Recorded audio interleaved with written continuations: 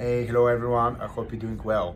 So today I'm going to talk about rental income, and we're going to cover the long-term rental, and I'm going to explain where that needs to be reported on your tax return.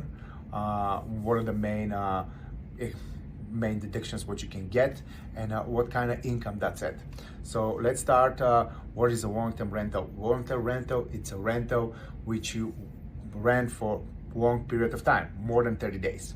And usually that's happen for you have a lease with the tenants for a year or more, or 6 months. And most of the time that's going to be a property which you do not live in it. So for example, you live in Denver, but you have a rental, for example, in Fort Collins, and you rent it for 6 months, a year. You have a lease, you have tenants, and they live there year round. So you report that on your Schedule E, unless you're a partnership. And I'm not going to even mention S Corp. Having a rental in an S Corp, it's a very bad decision. So let's stick to Schedule E. Partnership will be if you have a partnership with your wife or maybe with somebody else. And as I said, that's going to be reported on your Schedule E. Everything what you receive is going to be income. Besides security deposit, if you're planning to return the security deposits, no, as of right now, that's not income. So just don't worry about that. But if you receive the rent, that's your income. What is your expenses? Well, your biggest expense, that's going to be your depreciation. What does that mean? The rental property, if it's a residential, it's depreciated over 27.5 years. So imagine you bought a rental for $500,000, and you divide it by 27.5, and that's how much you're going to take each year if you start renting it from the 1st of January in the year. Another expense will be your mortgage. That's pretty high. Mortgage interest, I meant.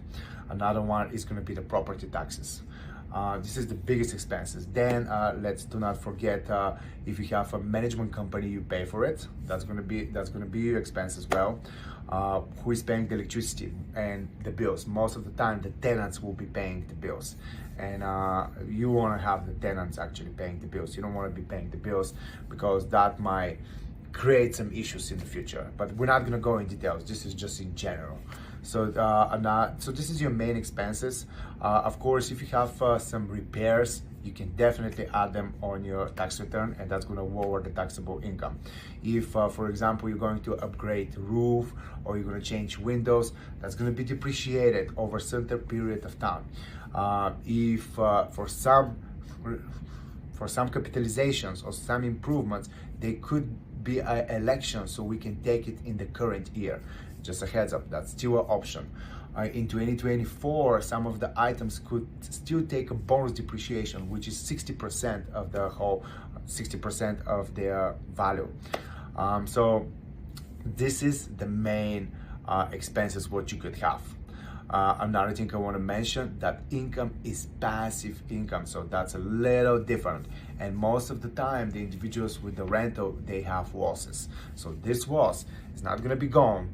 But if you have a loss and you cannot take the loss, and in a lot of situations you cannot take the loss because there is a limit. You can take up to $25,000 in losses, until your adjusted gross income it's lower than 150. And I know, I get it, it's getting a little complex, so I'm not going to make it too complex for you. So just the point is, it's okay to have losses. If you cannot take it in the current year, they're going to keep being on your tax return indefinitely until they use or until you sell that property. So there is a lot more into it. As I mentioned at the beginning of the video, rental or passive income could be very complex.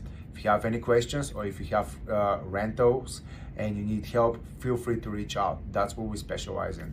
Okay, thank you. Bye bye, and have a great weekend.